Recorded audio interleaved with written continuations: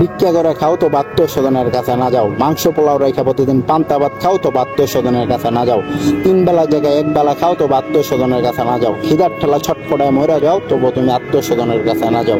এই কথাগুলোর মানে তুমি 17-18 বছর হইলে তুমি বুঝতে পারবে। মামা খালো চাচা এভরিথিং যত পাই, তুমি গরিব, তুমি কতটা অসহায়, সেদিন তুমি ওদের চেহারাটার দিকে তাকেও কতটা রাগ, কতটা অভিমান তোমার উপরে ছিল।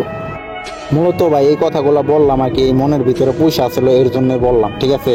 যারা আর কি প্রবাসে আসবে আর কি, তারা আর কি প্রবাসে আসলে অনেক টাকা পয়সার দরকার হয়, বুঝতেই পারতেছেন। এদের কাছে এত একটা টাকা পয়সা থাকে না, যারা মধ্যবিত্ত ফ্যামিলি।